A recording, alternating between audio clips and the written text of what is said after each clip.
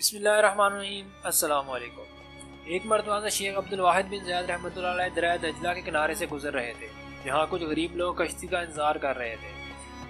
جو ہی کشتی آئی، لوگ کشتی میں چڑھنے لگے تو ملاح نے سختی سے کہا، اگر تمہارے پاس کرایہ ہے تو بیٹھ جاؤ، ورنہ کشتی میں داخل مت ہونا۔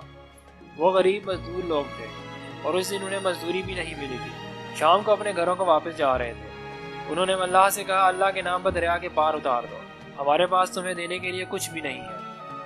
ملاح نے منہ بنا کر کہا، اگر میں اللہ کے نام پر مسافروں کو دریا پار کرانے لگا تو پھر کھاؤں گا کہاں سے؟ تم کوئی اور کشتی ڈھونڈ لو، شاید وہ تمہیں اللہ کے نام پر لے جائے۔ دوستو، اگر آپ اس چینل پر نئے ہیں تو اسے سبسکرائب کریں، گھنٹی کے بٹن کو ضرور دبا دیجیے۔ حضرت شیخ عبدالواحد قریب کھڑے ملاح اور مزدوروں کی گفتگو سن رہے تھے۔ آپ کو ملاح کی بات سن کر شدید دکھ ہوا۔ آپ نے غریب مزدوروں سے فرمایا، اگر ایک کشتی چلی گئی ہے تو دوسری آ جائے گی۔ مزدور بولے، کشتیاں تو بہت ہیں مگر ان کے مالک بھی پیسے مانگیں گے۔ حضرت شیخ عبدالواحد نے محبت بھرے لہجے میں فرمایا، چلو تم اس کشتی میں سوار ہو جاؤ جس کا مالک کرایہ نہیں مانگتا۔ یہ سن کر مسافر کہنے لگے، اس کشتی کا مالک کہاں رہتا ہے؟ ہمارا روز کا آنا جانا ہے، اس طرح ہمارا کرایہ بھی بچ جایا کرے گا۔ آپ رحمۃ اللہ علیہ نے فرمایا، وہ مالک تو ہر جگہ رہتا ہے مگر لوگوں کو نظر نہیں آتا۔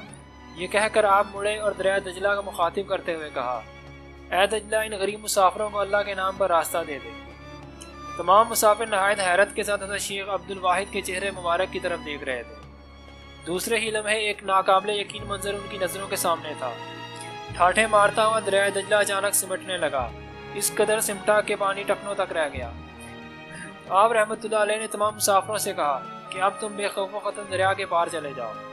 جیسے ہی آخری مسافر دریا کے پار پہنچا تو دریا پھر سے اپنی پہلی حالت میں آ گیا۔ جب یہ تمام مسافر اپنے گھروں کو پہنچے تو یہاں ایک اور منظر ان کا منتظر تھا۔ ان کا خیال تھا کہ آج مزدوری نہ ملنے کی وجہ سے فاقہ کرنا پڑے گا، جبکہ ان کے گھروں سے لذیذ کھانوں کی خوشبو آ رہی تھی۔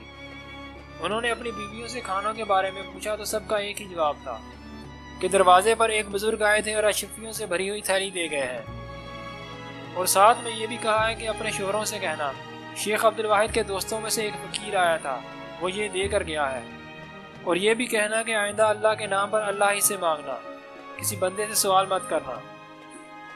ناظرین، یہ ہوتی ہے اللہ والوں کی شان، جو اگر دریا کو بھی حکم دیں تو وہ بھی راستہ چھوڑ دیتا ہے۔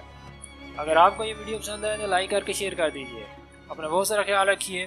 اللہ حافظ۔